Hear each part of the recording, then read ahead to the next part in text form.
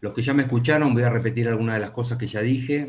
Seguiremos con este ciclo de webinars abordando otros temas, además de los específicamente relacionados con el cuidado respiratorio del paciente con COVID. Nos ocuparemos de las adicciones y su problemática también relacionada con la pandemia, de la salud mental del paciente en esta época, también del cuidado del adulto mayor, específicamente relacionado en estos tiempos del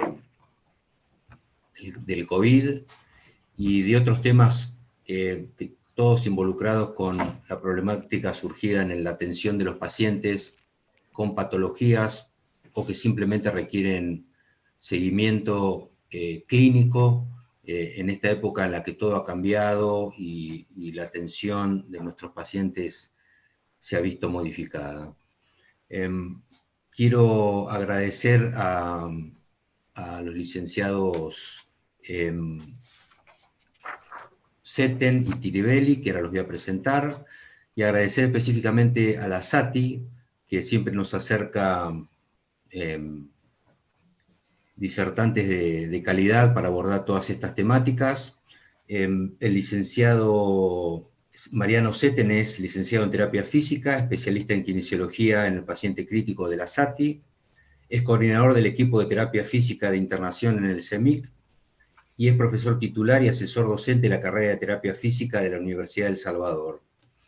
El licenciado Tiribelli, también licenciado en terapia física, especialista en kinesiología en el paciente crítico también de la SATI, y es kinesiólogo de planta del Hospital Churruca Vizca y kinesiólogo de guardia del Hospital Santoyani de Buenos Aires.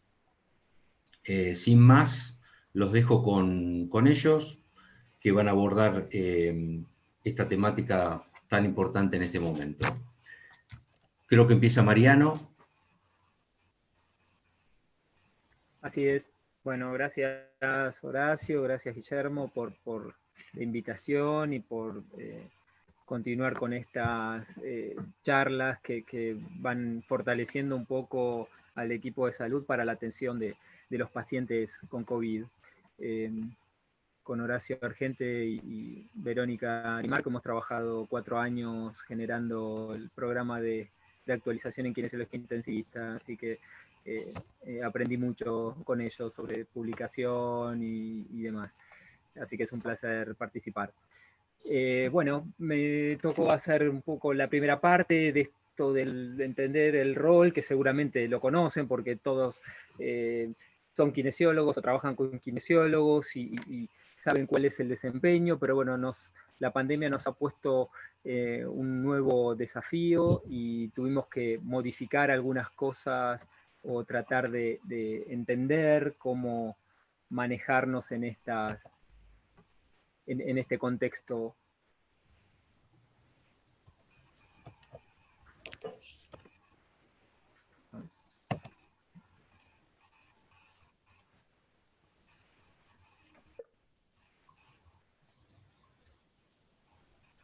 Dejamos de escucharte, Mariano. Ahí estoy. Bien, los objetivos de la presentación que vamos a hacer junto con mi amigo Tiribelli es tratar de enumerar un poco los cuidados respiratorios en el paciente crítico, ver los principios generales de la ventilación mecánica protectiva, o sea, elegimos algunos temas de todo lo que se hace dentro de la kinesiología intensivista, entender el monitoreo como herramienta para evitar la bili y describir la utilización del decúbito prono en estos pacientes que tienen distrés respiratorio, en definitiva. Esto es el primer desafío que se nos presentó, fue lo de tratar de preservar al personal de la salud, con los relatos que venían de alto contagio dentro de las unidades de cuidados intensivos y dentro del hospital en general, ¿sí? Un virus con una transmisibilidad muy grande.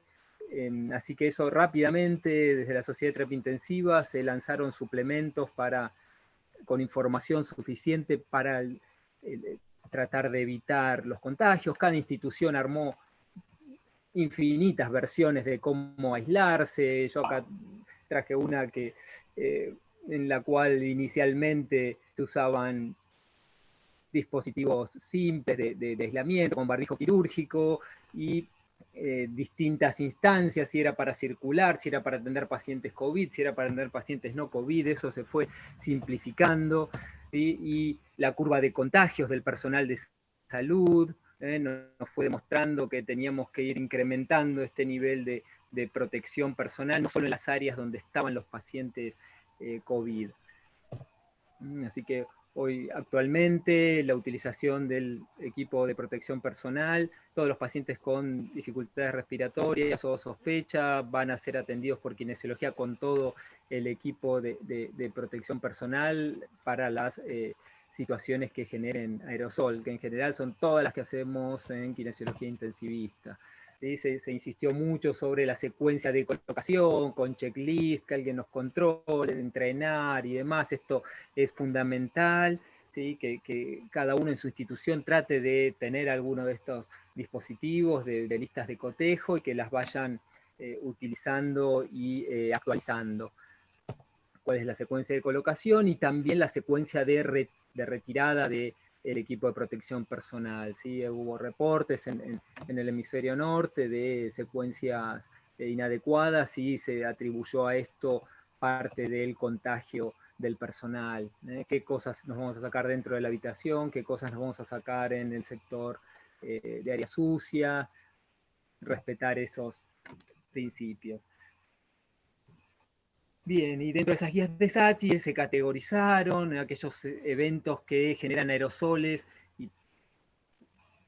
y procedimientos que generan aerosoles, en los cuales estamos involucrados en casi todos, y hubo que tratar de implementar estrategias para reducir esta posibilidad de aerosolización, y ahí estuvo en gran parte puesto el expertise de los kinesiólogos en tratar de, a partir de los conocimientos que tenía y la información que llegaba sobre esta nueva entidad, tratar de minimizar esos riesgos. Hubo que armar distintas formas de trabajo dentro del hospital, priorizar lo de proteger el personal de la salud y también tratar de redistribuir el personal de áreas que quizá no eran tan críticas, trasladarlas hacia áreas que ahora había pacientes respiratorios, ¿sí? Actualmente en CEPIC tenemos más de 100 pacientes entre las dos sedes, con las terapias intensivas ocupadas a más del 90%. Hubo que entrenar personal que por ahí estaba más dedicado a los pacientes de la sala, que tengan capacitación en el abordaje de los pacientes más críticos o con dificultades respiratorias, brindar educación e información permanente, el tener al personal y a nuestros compañeros informados hizo que tengan menos temor y que puedan trabajar con mayor tranquilidad. ¿Sí? Contenerlos, muchos venían de áreas más simples y bueno, el trabajo en la terapia intensiva, los aislamientos, respetar ciertas normas requirió o requiere aún algunos ajustes y contención en el personal y en el equipo. La sectorización trajo muchas veces dificultades de gente que quedaba de un lado o del otro de el área crítica no COVID, el área crítica COVID, la sala no COVID, menos contacto entre nosotros, disminuir la circulación de la cantidad de gente que está en el hospital, tanto profesionales como familiares, eso sabemos que para la kinesiología siempre es un aliado y durante varios años se estuvo tratando de introducir a las familias dentro de la terapia intensiva como con buena repercusión y hoy en día estamos como hace 10 años o más, ¿no? Que con poco contacto, con poca colaboración, con los enfermos solos, eso también genera un desafío para los kinesiólogos. Y este es el otro punto, ¿no? Tratar de evitar que no le entreguemos el mejor tratamiento a los pacientes y evitar subtratar a los pacientes dentro de los cuidados que tenemos que tener y dentro de las restricciones que puede haber, que esto no genere un subtratamiento para nuestros enfermos. Por supuesto cambió la fisonomía del hospital, nuevas restricciones, ahí puso uno de los carteles de visitas prohibidas, pacientes que no ven a sus familiares durante toda su internación y que van deteriorando su función motora, independientemente de la enfermedad crítica o el requerimiento de ventilación mecánica, el solo hecho de estar aislados, en decúbito, genera un desafío que hace que tengamos que todo el equipo de salud esté atento a estos aspectos, ¿no?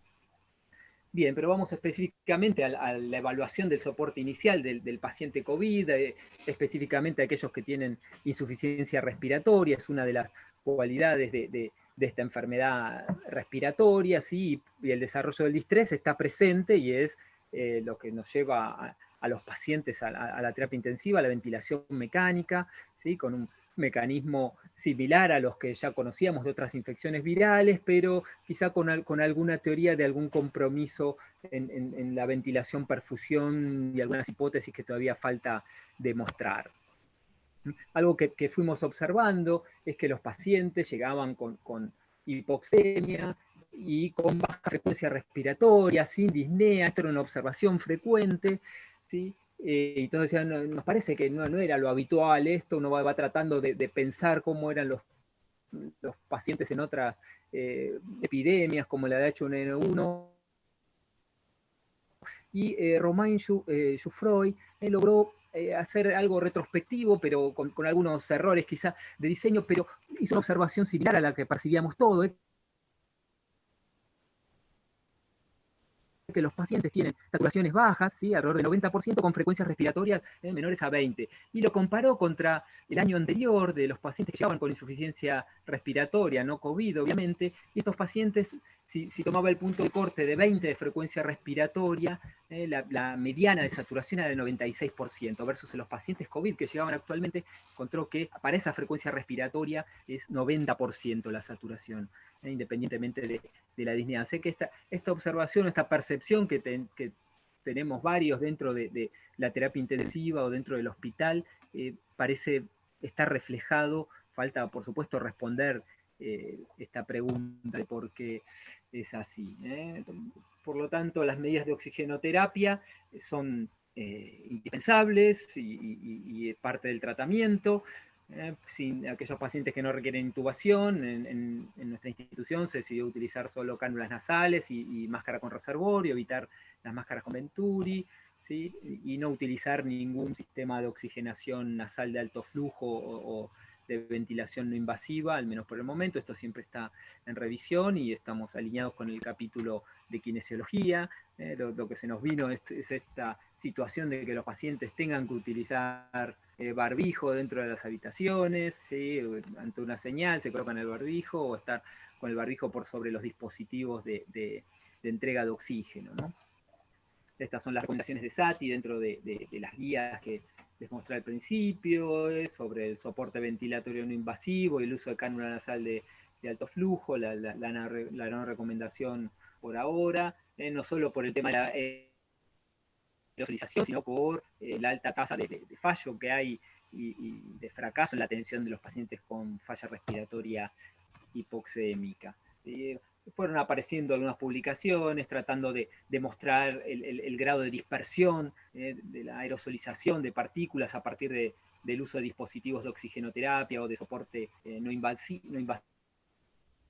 Aparece la ventilación no invasiva como el dispositivo de más dispersión, las nebulizaciones que fueron fácilmente reemplazables por los inhaladores de dosis medida, bueno, las máscaras simples, la oxigenación por alto flujo, etc. Un estudio más reciente, ya más sólido, de James Fink y Stefan Herrmann, muestra que no eran la dispersión tan importante, pero esto por supuesto hecho en un sistema de bancos, ¿sí? en el cual no había desplazamiento de las cánulas, no había fugas excesivas en las máscaras, con lo cual también esto está en revisión. Y por supuesto, el impacto que puede tener la aplicación de ventilación en viva, la falla respiratoria hipoxémica, tenemos evidencia de que es muy difícil controlar el volumen corriente. Aquellos que tienen BT más alto fracasan, si uno a partir de la aplicación de la ventilación invasiva, la ventilación corriente es alrededor de 9-10 mililitros por kilo de peso, tienen alta tasa de fracaso, ¿sí? A los que fallan la aplicación de ventilación invasiva les va peor. Esto en la era pre-COVID, ¿por qué nos iba a ir mejor en esta etapa no hay mucha explicación, y además sumarle la alta transmisibilidad del virus y el riesgo de exposición del personal. En esta publicación de Erifan, Brochard y algunos expertos más, ¿sí? Hacen un análisis de las publicaciones de distintos países y vemos que la utilización de ventilación no invasiva es prácticamente nula, pocos casos aislados, un poco más de utilización de la oxigenoterapia por alto flujo, pero siempre en niveles mucho más bajos, ¿sí? Una de las situaciones desfavorables para el uso de estos dispositivos es la generación de injuria autoinducida, ¿sí? El propio paciente injuriando sus pulmones, ¿sí? Como aquellos viejos trabajos de John West haciendo correr un caballo en una treadmill y generándole edema agudo de pulmón, que básicamente era injuria pulmonar, probablemente por la ventilación mecánica. En un rato va a avanzar sobre este tema un poco más, para no superponernos. Y apareció dentro de esta explicación y de esta situación de insuficiencia respiratoria en los pacientes COVID, aparece Martin Tobin con algunas observaciones que siempre hay que escuchar, nos trajo la fisiopatología y la fisiología de nuevo al lado de la cama del paciente, ¿sí? Poniéndonos en alerta que la taquipnea, ¿sí? No es por sí sola no justifica la intubación, y eso estamos totalmente de acuerdo, y el trabajo respiratorio no solo depende de la taquipnea, no obstante, vimos en ese análisis del trabajo de Romain Jouffret, que los pacientes no llegaban con frecuencia respiratoria demasiado altas, y aparece este concepto de empezar a mirar nuevamente los músculos accesorios, que muchas veces en los pacientes EPOC o con falla hipercápnica los teníamos más presentes. Bueno, hay que retomar esto. La contracción fásica del ECOM parece un marcador de gravedad y de trabajo excesivo.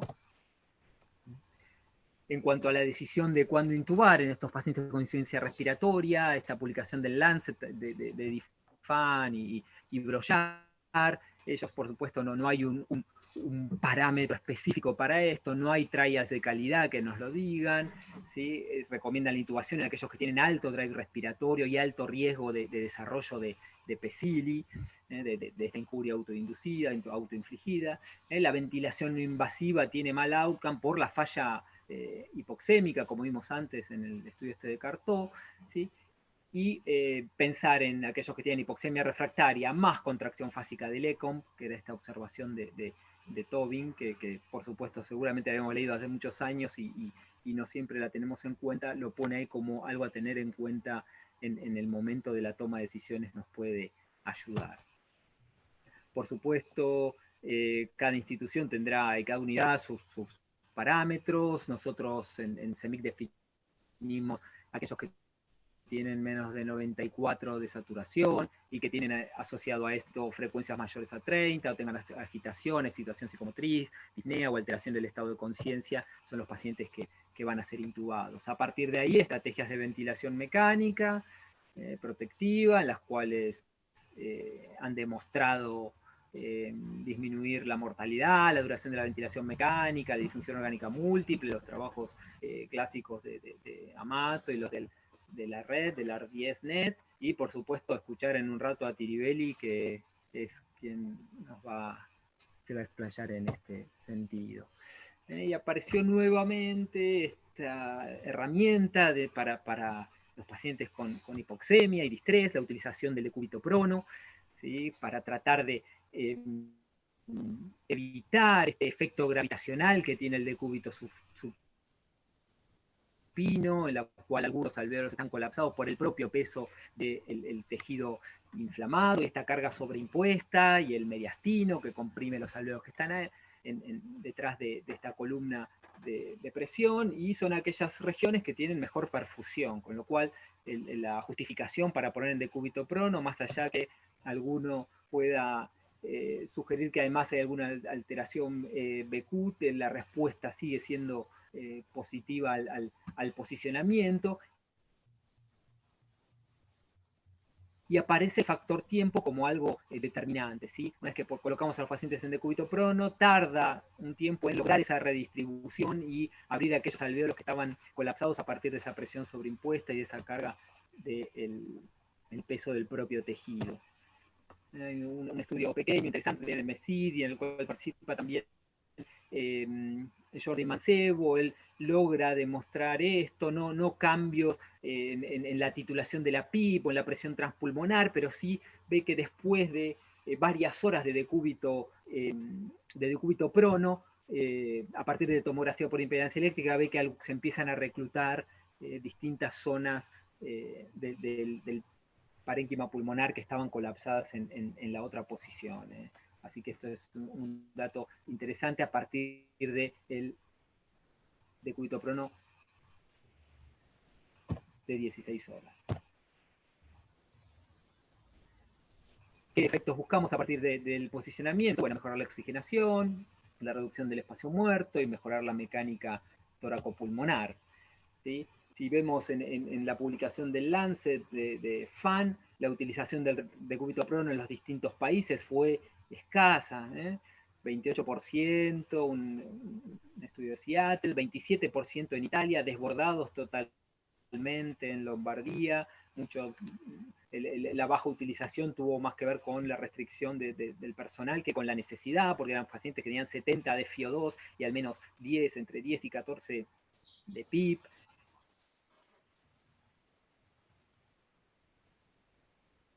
Un poco más de utilización en algunos datos de la Argentina, preliminares, que vamos observando de lo que reportan los profesionales. Nos dicen que más del 50% de los pacientes requieren posicionamiento en decúbito prono al menos una sesión, y un porcentaje no menor, más de una sesión de prono.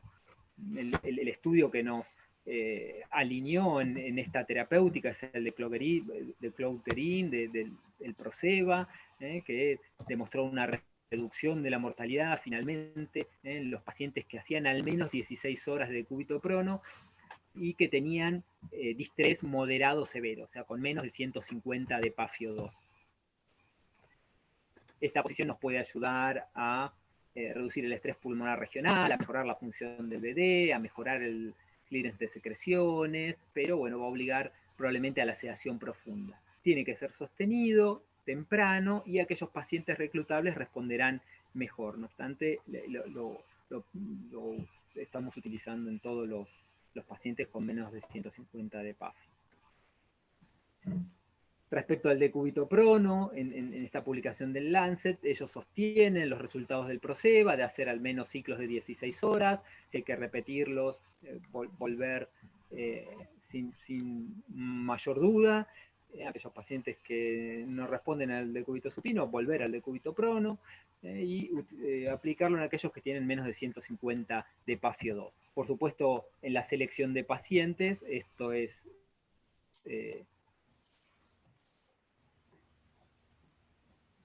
importante, colocar a aquellos pacientes con menos de 150 de PaFiO2, pero una vez titulado correctamente la ventilación mecánica protectiva y el ajuste por la opción que ustedes manejen habitualmente de titulación de PIP, pero que tenga una intervención antes de tomar la decisión. Y mantener durante 16 horas. Hay algunas propuestas de prolongar el uso.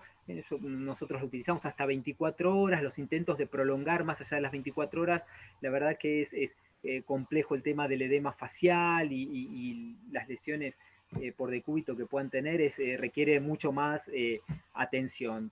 Así que entre 16 y 24 horas parece un tiempo adecuado para el objetivo propuesto por el posicionamiento. Están los pacientes respondedores, vamos a considerar aquellos que tienen un incremento del 20% o 20 milímetros de mercurio en la PO2, y que al menos decrece 1 milímetro de mercurio la PCO2. Obviamente la suspensión es a partir de que vuelven al supino y logran sostener los parámetros ventilatorios y de oxigenación por arriba de los valores que los llevaron al decúbito prono. En un estudio de Sier, de Massachusetts, reportó 47% de utilización, 47% de los pacientes requirieron decúbito prono y al menos 3 ciclos. ¿Sí? Así que bueno, un poco el algoritmo es el que hemos propuesto con mi amigo Plotnikov en una publicación, ¿sí? De una vez que se instaló la ventilación mecánica protectiva y tiene presiones de trabajo menor a 16 y la 16 centímetros de agua, y la titulación de PIP fue la adecuada. Si no alcanza el objetivo de PAFIO2 de más de 150, tiene que ir al cúbito prono temprano, al menos 16 horas. Y después observar los criterios de mejoría para determinar si va a quedar en decúbito supino o va a requerir otro ciclo de cúbito prono. Por supuesto, durante la maniobra, todo el personal que intervenga tiene que utilizar equipo de protección personal. ¿Sí? El riesgo de que haya desplazamiento inesperado de la vía aérea o que haya desconexión de algo del circuito, uno no puede asegurar que no vaya a ocurrir y no podemos exponer al personal a esa situación. El desafío está cuando hay varios pacientes en decúbito prono, va a haber que organizar el tema de los tiempos y los equipos para esa situación. Y una de las novedades que trajo esta pandemia es el resurgimiento de esta idea de poner a los pacientes en decúbito prono vigil, antes de ser intubados. Este es uno de nuestros médicos de la terapia intensiva, el doctor Maskin, que le estábamos haciendo ahí unas mediciones a ver qué pasaba con sus frecuencias. Con Alexis Sieri, que es un kinesiólogo que trabaja conmigo en CEMIC, hizo una revisión muy exhaustiva de toda la evidencia que hay, y si uno ve, las fechas son llamativas, todo es de mayo, junio de este año, trabajos con poquitos pacientes, comunicaciones pequeñas y con datos preliminares. La verdad que todavía hace falta un estudio grande, hay varios registrados en Clinical Trial y estamos esperando para ordenar un poco toda esta información. Yo destaqué dos al menos, uno es este de Loren Papazian, que es interesante y tiene los pacientes tienen un comportamiento similar a lo que nos pasa con el decúbito prono en ventilación mecánica, que muchos son respondedores, mejora la PO2, mejora la frecuencia respiratoria, pero cuando vuelven al supino todo esto se desmorona, otros que no cambia, y muchos no toleran la posición. Otro estudio también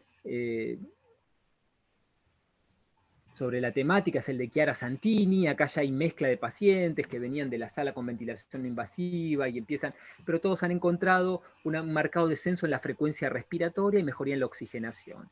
Y uno de los dificultades que acarrea el decúbito prono vigil es la pérdida del monitoreo de la frecuencia de la mecánica respiratoria, ¿sí? La dependencia del decúbito prono, la situación inesperada de que pueda haber un evento desfavorable en esa posición, y que muchas veces, como están con una cánula de oxígeno o una máscara de oxígeno, se cree que están menos graves que otro grupo de pacientes y se pierde un poco de perspectiva en el monitoreo. Esta publicación de Bower hace un algoritmo de utilización, para mi gusto, un poco temerario, ¿sí? Usar la SAFI como monitoreo cuando estamos usando, como propone ahí, máscaras con reservorio o cánula de oxígeno, donde el nivel de FiO2 es muy difícil de estipular, parece pobre monitoreo de la oxigenación, y utilizan pacientes de hasta 40 de frecuencia respiratoria. También me parece que es un momento demasiado crítico para asumir eso. Si quienes quieran utilizar decúbito prono, recordar que los principios de funcionamiento no son los mismos que los de la ventilación mecánica en decúbito prono. Probablemente algunos de estos aspectos cambien, fijar la parte anterior de la caja torácica, permitir la redistribución del gas en las zonas dependientes del pulmón, pero en principio debería ser temprano, debería ser seguro. ¿Y a qué mencionamos como seguro? Bueno, no tener altos requerimientos de oxígeno, que lo pueda realizar solo el paciente, y sobre todo que pueda volver desde esa posición en caso que sienta disnea o alguna alteración. El monitoreo tiene que ser riguroso, ¿sí? Y no debería dilatar la intubación. Hay un editorial muy interesante de Irene Telias al respecto, ¿sí? Y también pone en evidencia esto. Todavía estamos en una fase experimental, no terminamos de entender bien cuál es el efecto que tiene, así que sé que hay mucho entusiasmo con esto, se hace en las salas de emergencia, se hace en la sala general, pero requiere de un monitoreo porque los pacientes pueden empeorar rápidamente. Algunas conclusiones: bueno, la utilización del equipo de protección personal adecuado es clave. minimizar la aerosolización, tener protocolizado, ¿sí?, los procedimientos, la intubación, el decúbito prono, la extubación, usar estrategias de ventilación mecánica protectiva con medidas de titulación de PIP que conozca o que hayan llegado a un consenso dentro de su unidad y probablemente individualizada, y si van a usar pronación, precoz. Y termino con esta frase de este grupo, que dice que hasta que surjan nuevos datos debemos continuar manejando a los pacientes con distrés por neumonía COVID con las prácticas actuales basadas en la evidencia, informadas por la fisiología al lado de la cama del paciente. Y parece esto es creo que lo más robusto, tratar de lo que sabemos hacer, hacerlo lo mejor posible y con las medidas de protección del personal al máximo. Muchas gracias.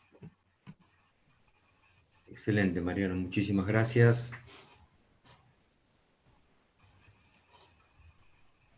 Horacio, Norberto, si vas a continuar ahora. perfecto, ¿puedo compartir ya la pantalla? Sí, sí, perfectamente, y dejamos, me parece, dejamos las preguntas para el final.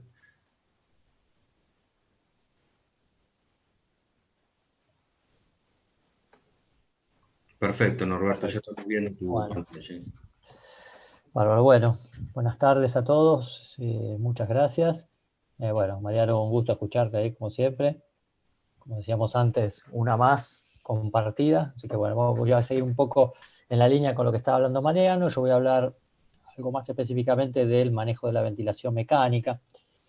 Esto, bueno, ya Mariano algo nos contó, sabemos que la pandemia, digamos, se ha expandido rápidamente por todo el mundo. Fíjense, esta es una diapositiva que yo había armado en abril. 2 millones de personas habían estado contagiadas, digamos, para el 15 de abril de este año. Y ya vamos por los 13 millones, ¿sí? Un 600% de aumento en el total de contagios en solamente 3 meses de pandemia. Creo que, bueno, todos estamos, obviamente, delante de un gran desafío y después de algunos meses de espera, me parece que ahora lo estamos viendo reflejado en la cantidad de pacientes en nuestras unidades. Mariano ya les mostró algunas variables de este estudio, de esta revisión, mejor dicho, que se presentó hace poquito en el Lancet. A mí lo que me interesaba llamar un poco la atención es que algo se ha discutido acerca si los pacientes con COVID tienen distrés respiratorio inducido por el COVID o si es algo diferente. Y la verdad es que la mayor parte de las variables de intercambio gaseoso y de mecánica respiratoria son muy parecidas a las que vemos en pacientes con distrés respiratorio, digamos, de otras causas. Ustedes ven las relaciones entre la PO2 y la FiO2, son todas en general menos de 200, esto es una de las características de los pacientes con distrés respiratorio, de hecho su definición. Los valores de compliance, que se han discutido bastante, son bastante diferentes en distintos reportes, pero probablemente esto sea una de las características que tienen los pacientes con distrés respiratorio.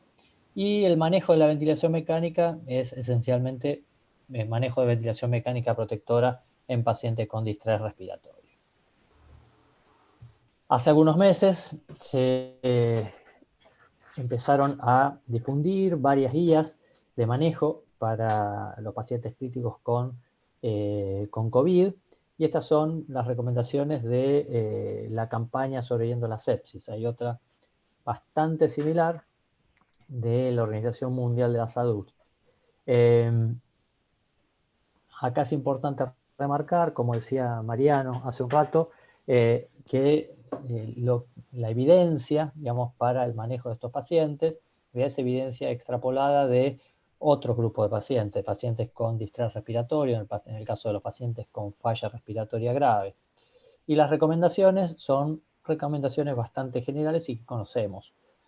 La primera recomendación, y estas dos primeras son probablemente las más fuertes, son la utilización de bajo volumen corriente, esto es de 4 a 8 mililitros kilo de peso predicho, de preferencia sobre volúmenes corrientes más elevados, y esto es una recomendación fuerte, y la limitación de la presión plató por debajo de 30 centímetros de agua. Estos dos recomendaciones son probablemente de las más importantes y las que no debemos olvidar en nuestra práctica diaria.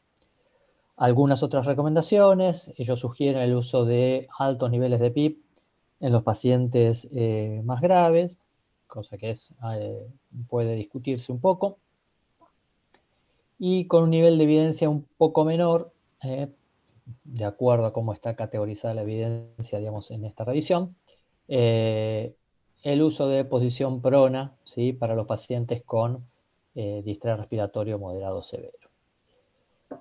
Entonces, como dijimos, el manejo de la ventilación mecánica protectora parece no ser muy diferente al manejo de la ventilación mecánica protectora en otro grupo de pacientes con distrés respiratorio. Sin embargo, esto que parece bastante sencillo y uno dice, bueno, lo podemos implementar fácilmente al lado de cama del paciente, a veces no ocurre en la realidad. En este estudio, el LungSafe, publicado hace ya varios años en JAMA por el grupo de Belani, se ve que los pacientes que tienen distrés respiratorio en general tienen una mortalidad relativamente elevada, que muchas veces no se reconoce. Esto probablemente en el escenario del COVID no esté ocurriendo, porque en general estamos más alerta, ¿sí? Y la mayor parte de los pacientes que recibimos son moderados graves, que son en general los que más fácilmente se reconocen en las unidades de terapia intensiva. Pero en este estudio, que era un estudio descriptivo del manejo de los pacientes con distrés respiratorio, año 2014-2015, se veía que, a pesar de que ya estaban bastante establecidas las recomendaciones de usar bajo volumen corriente, limitación de la presión plató y niveles de PIB por lo menos moderados, esto muchas veces no se cumplía. De hecho, en este estudio, un 35% de los pacientes tenía volumen corriente elevado, más de 8 mililitros kilo. La presión plató, si bien estaba dentro de valores razonables, se medía en menos de la mitad de los pacientes. Diría que es una herramienta de monitoreo que es muy sencilla de utilizar a lo de la cama de los pacientes. Y muchos pacientes tenían niveles de PIB de moderados hacia abajo. Entonces, como recomendaciones en general para el manejo de la ventilación mecánica en los pacientes con distrés, y específicamente con distrés asociado a COVID, la programación inicial no difiere mucho de esto. Se recomienda usar volumen control para poder manipular más estrictamente el volumen corriente, comenzar con alrededor de 6 mililitros kilos de peso predicho, utilizar una frecuencia respiratoria suficiente para mantener un pH que esté por arriba de 7,25 y titular la PIB probablemente de la forma que uno lo hace habitualmente en la unidad, ¿sí? O con lo que decía Mariano, quizás este no es un buen momento para empezar a hacer grandes cambios, ¿sí? Y sí de utilizar bien las herramientas con las que uno cuenta, ¿sí? En cuanto al monitoreo, siguiendo las recomendaciones, la limitación de la presión plató en 30 centímetros de agua, tratar de mantener un delta de presión, esto es una diferencia entre presión plató y PIB total no mayor de 15 centímetros de agua, y en general no está recomendado en ninguna guía, pero el monitoreo de la sincronía paciente-ventilador es fundamental para la toma de algunas decisiones. Ya lo vamos a ver después. En marzo, abril de este año, con un montón de información emergiendo con respecto al manejo de los pacientes con COVID, el grupo del doctor Gattinoni publicó dos estudios, ¿sí? Con una cantidad de pacientes limitada, unos eran 16 pacientes, el que planteaba que la neumonía por COVID, digamos, no era igual al distrés respiratorio que habitualmente estamos acostumbrados a tratar. y él podía el grupo describía dos fenotipos, ¿sí? En un grupo de pacientes, la distribución de los infiltrados era de virus esmerilado, predominantemente en las regiones periféricas del pulmón, mientras que otros pacientes tenían mayor consolidación en las regiones dependientes y un tamaño pulmonar menor. Yo describieron estos dos fenotipos, el fenotipo low y el fenotipo high. El fenotipo low se caracteriza por tener baja elastancia del sistema respiratorio, una baja relación BQ, bajo peso pulmonar y baja reclutabilidad, ¿sí? Y ellos plantean que el mecanismo fisiopatológico más importante de la alteración del intercambio gaseoso está dado por la alteración en la perfusión en estos pacientes. Mientras que los que uno podía categorizar como fenotipo high se caracterizaban por tener una elastancia elevada o baja compliance, shunt más elevado, alto peso pulmonar y mayor reclutabilidad, y la fisiopatología estaba explicada fundamentalmente por edema y colapso pulmonar, algo más parecido al distrés respiratorio clásico. Ya lo mostró Mariano, ellos dicen también o sugieren que del fenotipo L al fenotipo H se puede pasar, digamos, por un mecanismo de injuria pulmonar autoinducida, es decir, un pulmón que está edematoso y que tiene alteración del intercambio gaseoso y de la mecánica, en un sujeto que tiene un drive respiratorio elevado, puede generar que el paciente adopte un patrón respiratorio, digamos, con una gran variación en la presión pleural, con volúmenes corrientes elevados, y esto es un mecanismo de injuria, y no importa que el paciente esté respirando espontáneamente o que esté ventilado, potencialmente lo puede dañar de la misma manera. Ellos cuentan que muchos pacientes del fenotipo L progresaban al fenotipo H durante alrededor de una semana de evolución. Ahora, esto de estos dos fenotipos, que parece algo novedoso, digamos, que se presenta muchas veces como algo novedoso, en realidad ya ha sido descrito de otras formas en otras poblaciones de pacientes con distrés. De hecho, el mismo Gattinoni, hace ya algunos años, categorizaba a los pacientes con distrés respiratorio en dos grupos: aquellos pacientes que tenían un menor potencial de tejido reclutable y aquellos que tenían un mayor potencial de tejido reclutable. Los que tenían menor potencial de reclutamiento tenían un peso pulmonar menor, tenían una menor cantidad de tejido no aireado, tenían mejor compliance y un shunt no tan alto, y uno podría de alguna manera asemejarlo a lo que es el fenotipo L. Mientras que los pacientes que tenían un mayor potencial de reclutamiento, tenían un peso pulmonar mayor, mayor cantidad de tejido no aireado, compliance menor del sistema respiratorio y mayor nivel de shunt.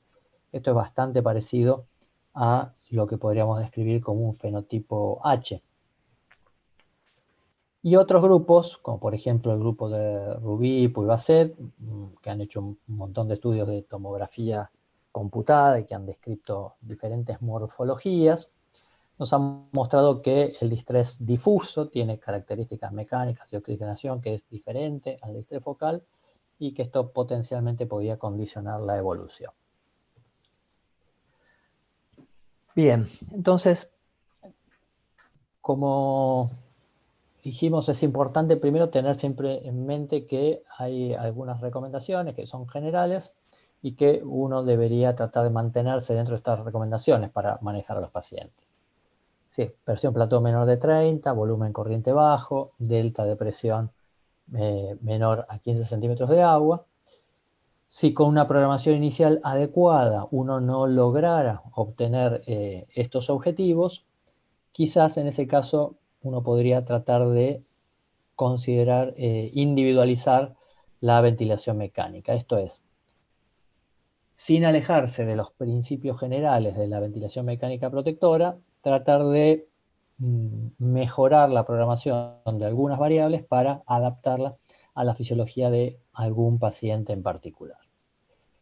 El grupo de Gattinoni sugiere que en el caso de los pacientes que ellos describen como fenotipo L, podrían utilizarse volúmenes corrientes en el límite superior de lo recomendado, es decir, entre 6 y 8 mililitros kilo, porque se supone que estos pacientes tienen un volumen pulmonar un poco mayor y podrían aceptarlo. Como no tienen mucho tejido reclutable, sugieren utilizar niveles de PIB moderado y no niveles de PIB elevados, y utilizar la posición prona como una maniobra de rescate y no como una estrategia de tratamiento para reducir bilis, porque como estos pacientes tienen volúmenes pulmonares mayores, probablemente estén un poco menos expuestos a ello. Mientras que en el fenotipo H, ellos sugieren utilizar volúmenes corrientes más bajos, de 6 o menos mililitros por kilo de peso predicho. Como tiene mayor potencial de reclutamiento, probablemente utilizar más niveles más elevados de PIB, y el uso de la posición PRO no solamente como una herramienta para mejorar la oxigenación, sino como para, mejorando la distribución de la ventilación, disminuir la injuria inducida por la ventilación mecánica. Otros grupos, como el grupo de Toronto, de Laurent Brochard, han planteado otras estrategias para tratar de individualizar la ventilación mecánica. Ellos proponen, por ejemplo, en los pacientes que tienen distrés moderado severo, evaluar otras variables como la presión de apertura de la vía aérea, tratar de evaluar la reclutabilidad y hacer una evaluación de respuesta a dos niveles de PIB, uno alto y uno bajo, evaluando el intercambio gaseoso, el delta de presión, o sea, la mecánica respiratoria y el componente hemodinámico. Si el paciente uno lo puede categorizar como reclutable, ese probablemente sería candidato a utilizar niveles más elevados de PIB, siempre con limitación de la presión plató, incluso si hay que reducir el volumen corriente por debajo de 6 mililitros kilo. Y en los pacientes no reclutables, mantener niveles moderados de PIB, y en el caso de que el intercambio gaseoso sea malo, por debajo de 150 milímetros de mercurio, uso temprano de posición prona. Entonces, para esta ventilación mecánica individualizada, que repetimos, estaría por ahí reservada para aquellos pacientes que, puestos en ventilación mecánica protectora, parecen ser los pacientes más difíciles, o en aquellos que no se pueden alcanzar fácilmente esos objetivos, podríamos utilizar algunas herramientas para ajustar un poco mejor estos parámetros. En el caso de los pacientes durante el periodo inicial de la ventilación mecánica, la evaluación de la reclutabilidad, ya sea por medición de volumen pulmonar o por la maniobra de reclutamiento que fue descrita por el grupo de Chen y Brochard, evaluación de la presión transpulmonar, eventualmente con utilización de medición de presión esofágica, y durante el periodo de soporte ventilatorio parcial, la evaluación de las asincronías, el riesgo de injuria pulmonar autoinducida y la carga de trabajo muscular. Esto es importante porque una vez que uno pasa el periodo de inicio de la ventilación mecánica, la transición a la respiración espontánea en estos pacientes podría ser un escenario de reinjuria, pensando en esto de la injuria pulmonar autoinducida. Y aquí se podría utilizar alguna otra herramienta como la valoración de la P01, ecografía diafragmática u otra vez la presión esofágica. No me voy a detener mucho en esto, simplemente voy a mencionar que hay muchos estudios de evaluación de PIB en pacientes con distrés, y la verdad es que hasta ahora ninguno ha planteado, digamos, la utilización de PIB alta en los pacientes reclutables y niveles de PIB más bajos reclutables. Y la verdad es que toda la evidencia parece conducir hacia este concepto, es decir, probablemente se beneficien de utilizar niveles de PIB elevados los pacientes reclutables y no se beneficien de usar niveles elevados de PIB los pacientes no reclutables, ¿sí? Últimamente se han descrito algunas formas de evaluar la reclutabilidad del lado de la cámara del paciente. Una de estas formas podría ser mediante la valoración de los volúmenes pulmonares. Otra forma sería utilizando una maniobra de descenso de la PIB, en general bajando de 15 a 5 centímetros de agua y midiendo el volumen exhalado. Con eso se puede calcular la compliance del volumen reclutado y la compliance, y con la relación, digamos, de la compliance al nivel de PIB bajo, uno podría calcular el ratio de reclutamiento-inflación y categorizar a los pacientes. Otra variable que podría evaluarse es que en aproximadamente una tercera parte de los pacientes con distrés respiratorio se observan presiones de apertura de la vía aérea elevadas, y esto podría ser otra variable que uno podría considerar a la hora de titular PIB. ¿Sí? En este caso, la utilización de curvas de presión-volumen a bajo flujo, ¿sí? O curvas de presión-tiempo, digamos, uno podría evaluarlo de cualquiera de las dos formas, pero siempre con bajo flujo para eliminar el componente resistivo. Uno podría determinar si existen presiones de apertura de la vía aérea elevados y si se necesitan utilizar niveles de PIB que estén por arriba de ellos. Bien, en cuanto al desarrollo de bilis, sabemos que los dos mecanismos más importantes de desarrollo de bilis son el estrés y el strain, ¿sí? O sea, el nivel de tensión que se desarrolla sobre la pared alveolar y el nivel de deformación que tiene el tejido. Para evaluar el estrés, uno podría utilizar la presión transpulmonar. Para medir presión transpulmonar uno tiene que medir presión esofágica. El concepto es el siguiente, digamos, dos pacientes que tienen presión plató de 30 pueden tener estrés muy diferente de acuerdo al comportamiento que tenga el tórax, ¿sí? En el paciente de la izquierda, con un valor de presión plató de 30, ¿sí? La variación de presión esofágica, o sea, la variación de presión del tórax es solamente 5 centímetros de agua, por lo tanto, la variación de presión que está sufriendo ese pulmón es de 25 centímetros de agua. Mientras que otro paciente diferente que también tiene una presión plató de 30, pero que durante la insuflación tiene una variación de 15 centímetros de agua en la presión esofágica, tiene una diferencia de presión transpulmonar de 15. ¿Sí? Estos dos pacientes que tienen una presión plató de 30 tienen un estrés pulmonar muy diferente. Y probablemente el paciente de la izquierda esté mucho más expuesto al desarrollo de daño pulmonar inducido por la ventilación mecánica. Entonces, para evaluar la presión transpulmonar, uno podría utilizar la manometría esofágica. La verdad es que se ha discutido mucho acerca del valor de la manometría esofágica en el manejo de la titulación de PIB en los pacientes con distrés. Este estudio de Yoshida, publicado hace un par de años, creo que nos aclara un poco algunos conceptos.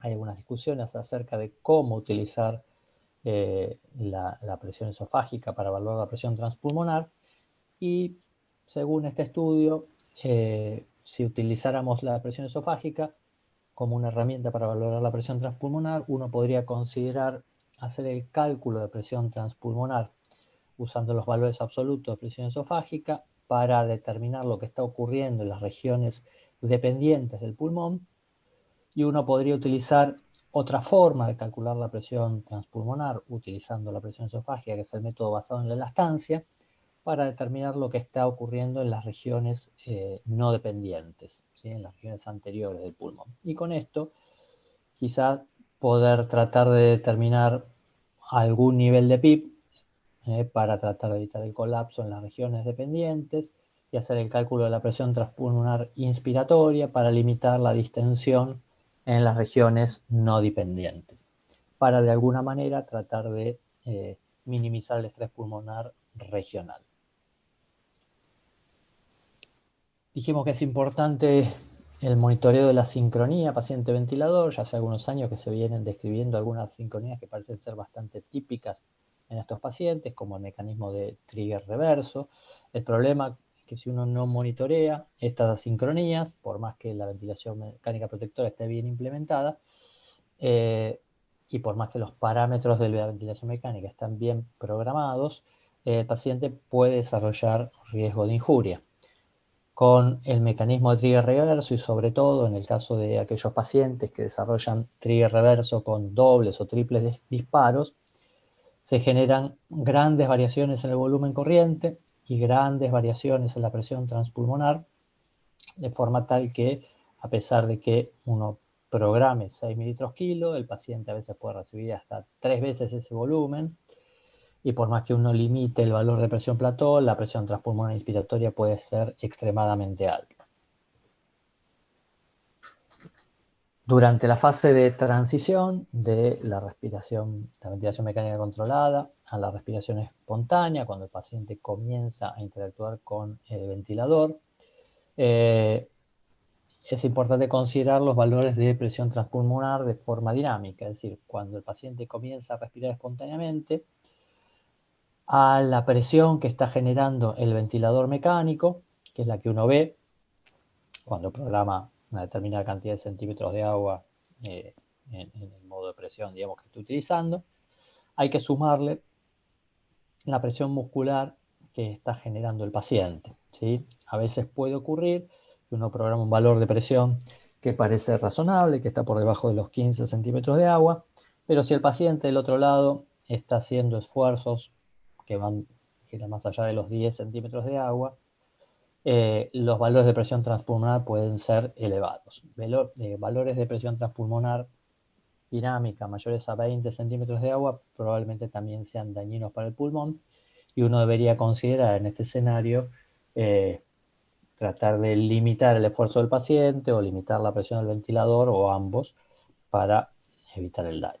Entonces, un ejemplo, un paciente en presión de soporte con un volumen corriente que parece adecuado, ¿sí? Pero sobre estos 10 centímetros de agua de presión de soporte, el paciente estaba haciendo un esfuerzo muscular inspiratorio, una presión negativa de casi 20, con lo que la variación de presión transpulmonar para alcanzar ese volumen corriente era de 30 centímetros de agua. Si uno ve lo que está pasando en el ventilador, no se queda tranquilo, a lo mejor el paciente tiene un patrón respiratorio aceptable, y el monitoreo parece razonable. Sin embargo, hay que ser cuidadoso en la transición a la respiración espontánea con este grupo de pacientes, sobre todo porque los pacientes con COVID parecen tener drive respiratorio, o algunos de ellos por lo menos tener drive respiratorio elevado, y esto se traduce en grandes cambios de presión transpulmonar. Una forma que se ha descrito hace poco para tratar de valorar el esfuerzo del paciente y la presión transpulmonar de manera no invasiva es a través de la utilización de oclusiones telespiratorias, cuando el paciente tiene respiración espontánea. Este valor de delta, o sea, esta diferencia de presión durante la maniobra de oclusión, puede utilizarse para estimar el esfuerzo muscular o el cambio de presión transpulmonar, y si bien necesita ser evaluado en más estudios, es una alternativa interesante porque bueno, está disponible en la mayoría de los equipos de ventilación mecánica sin ninguna herramienta adicional. Y en el caso de aquellos pacientes en los que uno tuviera alguna duda, probablemente sería bueno utilizar la presión esofágica como monitoreo. Para ir cerrando, y un poco en línea con lo que decía Mariano, hay varios estudios observacionales que señalan que el intercambio gaseoso y la mecánica respiratoria en los pacientes con falla respiratoria asociada a COVID son similares al distrés respiratorio de otras causas. A pesar de algunos planteos, como el del grupo Gattinoni, no hay una evidencia fuerte que muestre que estos pacientes son tan diferentes. De hecho, el distrés es un síndrome heterogéneo y este concepto es antiguo como la definición misma de distrés y es parte de la dificultad del manejo del mismo. Como decía también Mariano, es importante equilibrar la información nueva, que generalmente es de bajo nivel de evidencia, porque todo lo que se está publicando en su mayoría son series de casos. Hay que tratar de balancear esta información nueva con el rigor científico de los paradigmas actuales en manejo de la ventilación mecánica protectora, que están relacionados con estos conceptos que estuvimos revisando recién. Esto es fundamental, los principios básicos de la ventilación mecánica protectora son la piedra fundamental del tratamiento de soporte de estos pacientes, sobre todo el de los casos más graves, ¿sí? Y en los casos más complejos es probable que el ajuste individualizado de la programación de la ventilación mecánica pueda ser una herramienta adicional para adaptarla mejor a las características individuales de la fisiología de cada paciente. Bueno, muchas gracias. Muchas gracias, Norberto, muy claro y muy profundo. Vamos a pasar a las preguntas. La primera se las quiero hacer yo específicamente, aprovechando la experiencia que ustedes tienen y que ambos están en la primera línea de atención de estos pacientes tan graves.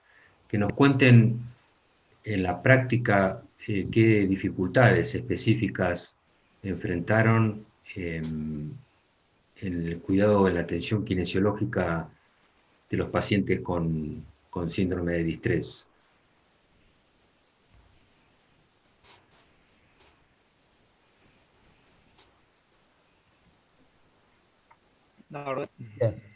Bien. Bueno, empiezo yo, Mariano. Sí. Bueno, pues esto no lo charlamos antes, así que está bueno si lo compartimos un poco esto también. Nosotros hace alrededor de 3 semanas que empezamos a recibir cantidad de pacientes. La verdad que hasta ese momento todo esto que veníamos contando era lo que pensamos que iba a pasar. Bueno, un par de cosas que se me vienen a la cabeza. Por ejemplo, algo que nos está pasando con los pacientes es que comparado con, para marcar alguna diferencia con los pacientes con distrés que vemos habitualmente, es que el curso de la enfermedad en general parece ser más prolongado, incluso que en otras neumonías virales.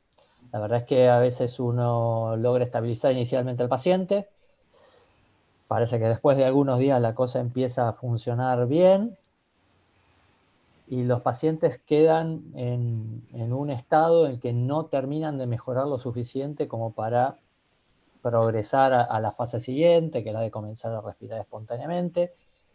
Y a veces en estos días que van pasando empiezan a aparecer complicaciones. De hecho, bueno, charlando con otros colegas, que en este periodo y este compás de espera de que mientras el paciente se estabilice y comienza a mejorar de su enfermedad de base, las complicaciones que empiezan a aparecer hacen que el manejo sea difícil, porque a veces uno, digamos, intenta mantener esa protección pulmonar al inicio.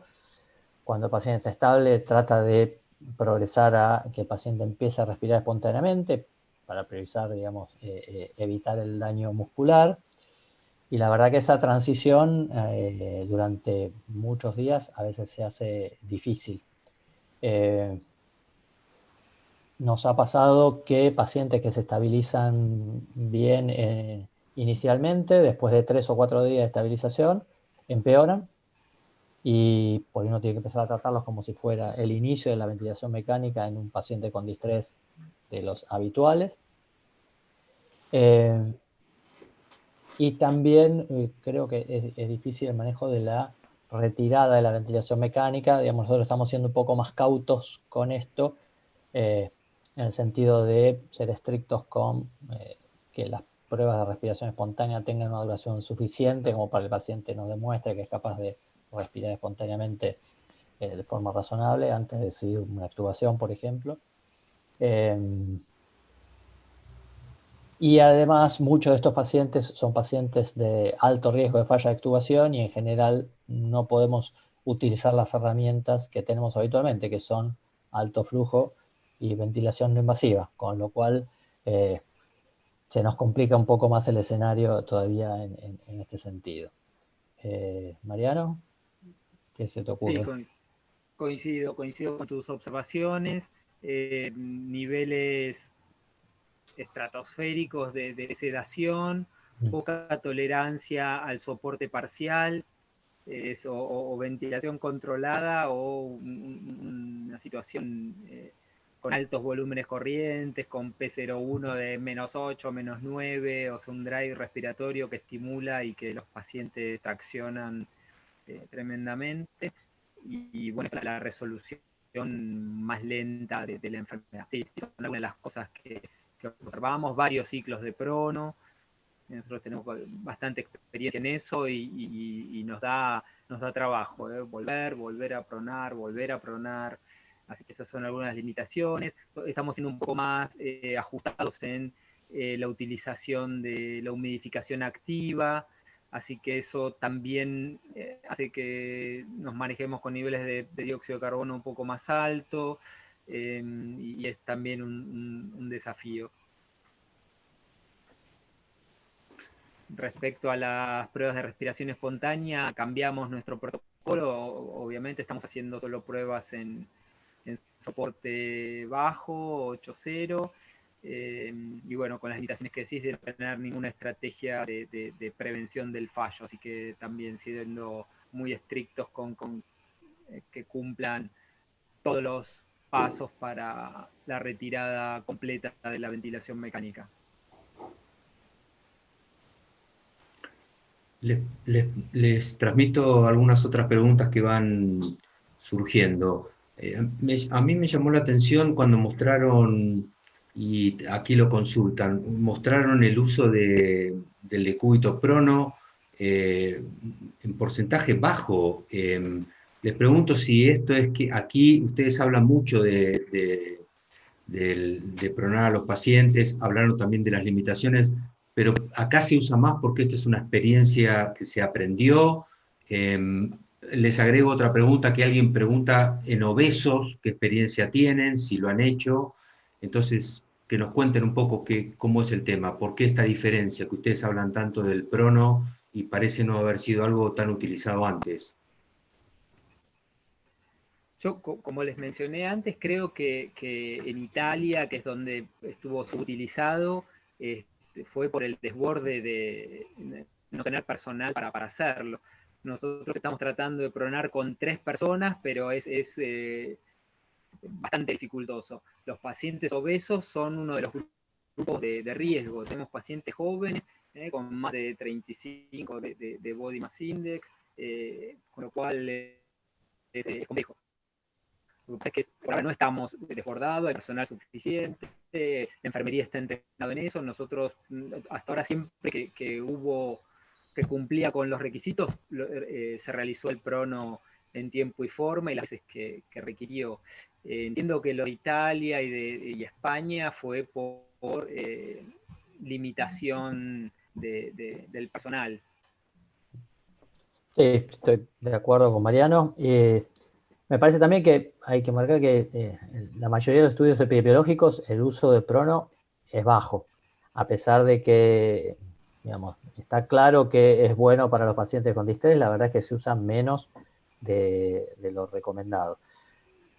Acá en nuestro país, la verdad que no creo que todavía, no sé Mariano si sabes algo de Gustavo probablemente tenga algunos números de esta utilización de prono, Gustavo Plondikov tiene algunos números de cómo se está utilizando el prono ahora en nuestro país, pero yo creo que se está usando por 2 razones. Una, porque tenemos muchos pacientes con hipoxemia refractaria y bueno, creo que ya todos aprendimos que 150 PAFIO2 es un buen punto de corte para decidir pronar a los pacientes. Creo que desde la Sociedad de Terapia Intensiva se ha hecho durante muchos años mucho esfuerzo para transmitir este mensaje y me parece que ahora eso se está viendo. Creo que aprendimos desde el 2009, donde la utilización de prono fue extremadamente baja y bueno, eso creo que ha cambiado un poco. Pero bueno, creo que va a ser bueno tener números reales, digamos, de cuánto se está utilizando el prono en nuestro país, ¿no? O sea, la percepción es que se está utilizando mucho, pero bueno, no sé cuáles serán los números reales. En el grupo que me armó Gustavo Plevnikov de Telegram, ahí estuve unos datos la semana pasada, y sobre 100 pacientes, más de la mitad había hecho al menos un ciclo de prono, o sea, casi el 60% de los pacientes. Así que la utilización parece por arriba de los estudios que mostramos recién. No sé si esto se va a poder sostener en el tiempo, en el caso que las terapias lleguen a tope, pero en principio esa es la situación. Lo que nos ocurre a nosotros es que llegan en tandas, o sea, se liberan camas, si viene otra tanda de pacientes, todos en la misma condición y van teniendo todos más o menos el mismo ciclo. Entonces, pasan por crono los primeros días, 3 a la vez o 2 a la vez, y me parece que eso, en el caso de que las terapias estén llenas y desbordadas, puede ser un problema. Incluso las sugerencias que venían desde los países del hemisferio norte era de armar horarios para pronar, de no ponerlos todos a la misma hora para al día siguiente o a las 16 horas volver en tanda también. Eso hay que sistematizarlo, armar equipos de crono con un líder. Me parece que si tenemos más trabajo va a ser más complejo de sostener. Por ahora, al menos los números y los comentarios de los kinesiólogos que forman parte de estos grupos y reportan, es alta la utilización. En el 2009 creo que fue 5%, ahora estamos por arriba del 50%, con lo cual es cierto que en el medio apareció el trabajo que les mostré de Claude Guérin, que dio, como que nos pone en la obligación de hacerlo, porque la evidencia es fuerte al respecto. Hay alguien preguntaba de cuántas horas, y al menos 16 horas parece ser el tiempo adecuado. Vi alguien ahí en el chat. Sí, para seguir con el prono, preguntan también Mariano y Norberto si en los adultos mayores es una contraindicación absoluta y cuánto tiempo después de volver a la posición de supino se hace el control de gases. Ustedes dijeron que muchas veces cuando el paciente vuelve a la posición, todo vuelve para atrás. Esas son dos preguntas que surgen del chat. En el caso del paciente ventilado, la indicación es, digamos, para interrumpir el tratamiento de prono sería que el paciente sea capaz de sostener la oxigenación en el umbral, digamos, que uno haya acordado en su unidad, digamos, esto de 150 milímetros de mercurio de PaFio2 podría ser razonable. Si el paciente logra sostenerlo durante varias horas luego de estar en posición supina, uno podría, digamos, pensar en interrumpir el tratamiento. De todas formas, siempre que el paciente, digamos, caiga por debajo de su umbral, uno debería plantearlo, digamos, como volver a la estrategia inicial. Un tip práctico por ahí es pensar en que si un paciente tiene 40% de fracción inspirada de oxígeno, ¿sí? Y tiene 60 de PO2, con eso, o está por arriba de eso, tiene 150 o más de PaFio2, ¿sí? Con lo que si uno tiene un paciente que está en decúbito supino, necesita más de 40% de fracción inspirada de oxígeno, tiene menos de 150 de PaFi y debería... ¿sí? Después habrá que ver, bueno, en cada caso en particular, digamos, si existe alguna contraindicación, pero como una cosa práctica, pues ese desafío de 40% de fracción inspirada de oxígeno, a lo mejor es una cosa práctica para el manejo diario. Fue mencionado también... En cuanto a los tiempos para hacer... Sí.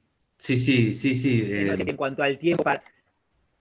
En cuanto al tiempo para hacer los gases, esperar un periodo de estabilización. Muchas veces en decúbito prono lo utilizamos para bajar un poco la intensidad de la ventilación mecánica. Quizá al volver al supino haya que hacer algún ajuste. Entonces, bueno, considerar eso antes de tomar los gases, porque realmente en la toma inmediata la cosa no haya resultado lo mejor posible. Así que debería ser un periodo de estabilización que dependerá de los ajustes que tengan que hacer. Preguntan sobre la hipercapnia permisiva, que también escuché que lo mencionaron. ¿Qué pasa cuando el paciente empieza a elevar la CO2?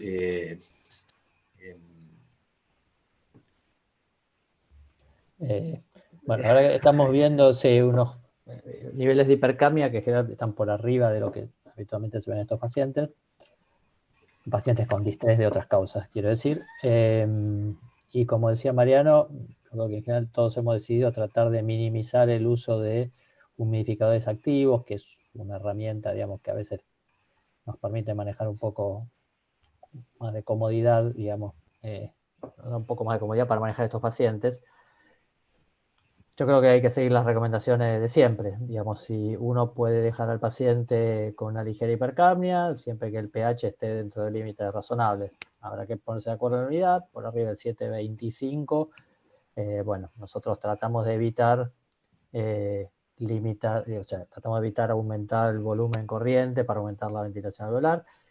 Y siempre es una buena cosa pensar que cuando un paciente está ventilado con bajo volumen, en general los niveles de frecuencia respiratorios, digamos, tienen que ser relativamente elevados. Hay una discusión en el tema sobre si la frecuencia respiratoria alta, digamos, aumenta la potencia mecánica y eso puede producir daño y probablemente tenga algún impacto, pero cuando uno ventila un paciente a 100 mililitros kilo, lo más probable es que la frecuencia respiratoria tenga que estar entre 25 y 30 ciclos por minuto, y una vez se ve que los pacientes están hipercápnicos con valores de frecuencia respiratoria y volumen minuto más bajos. Entonces, bueno, eso se puede solucionar bastante sencillamente.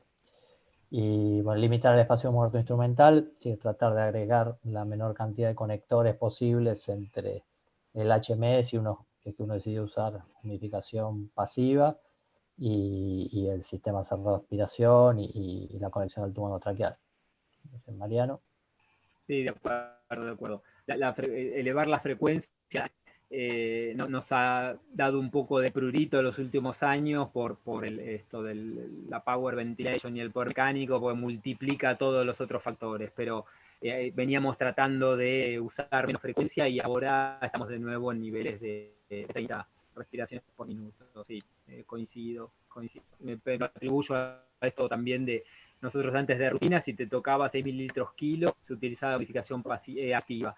Ahora somos un poco más prudentes, tenemos algo más que esa titulación para tomar la decisión. El uso de la pausa teleinspiratoria es otra pregunta. ayudar a la remoción, eso ya lo tenemos incorporado dentro de la titulación inicial, o sea que si ya se viene con hipercapnia, probablemente eso no lo podamos extender. Y la combinación pausa inspiratoria, que eso alarga un poco el TI, sumado a frecuencias altas, puede generar atrapamiento aéreo, y bueno, esto incrementar la presión meseta, entramos ahí en un círculo de potencial injuria que tenemos que tratar de evitar. Pero bueno, hay que hacer equilibrio ahí con la pobreza de lo que tenemos, bajo volumen, frecuencias, y cuando uno dice hipercapnia permisiva, es hipercapnia, hay que bancársela un poco. Preguntan si no hay balón esofágico, ¿de qué otra manera se puede controlar la presión transpulmonar? La primera recomendación me parece siempre limitar el valor de presión plató y el delta de presión. Digamos, si el paciente tiene una mecánica respiratoria normal, con eso prácticamente uno está seguro, digamos, o casi seguro por lo menos, de que los valores de presión transpulmonar inspiratoria, que son potencialmente los más dañinos, no van a estar demasiado altos.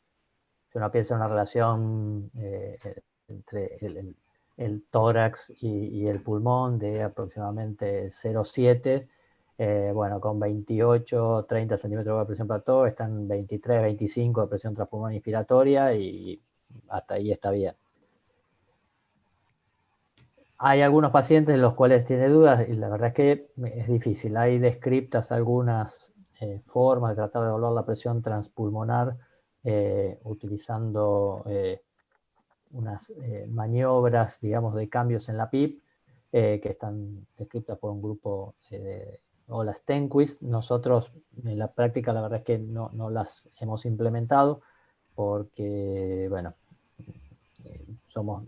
Si queremos medir presión transpulmonar, en general lo que hacemos es poner un balón y medirlo, con las limitaciones que eso tiene, pero me parece que lo más importante es, si uno limita la presión plató y el delta de presión, bueno, es probable que en muchos casos no necesite valorar la presión transpulmonar.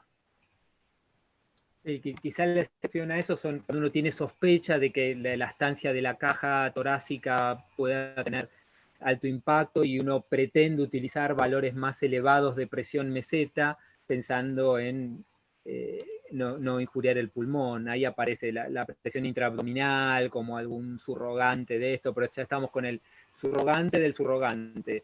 Pero bueno, en esta publicación que mostrábamos de Grifán y Brochat, ellos ponen, si usted cree que tiene incremento de la lactancia de la caja, porque es obeso o porque tiene incremento de la presión intraabdominal, puede utilizar valores un poco más altos de presión métrica. Estaría como justificado solo con la impresión diagnóstica. Consultan algunas personas de la audiencia, dejando un poco de lado el tema de la aparatología y de los respiradores y los parámetros.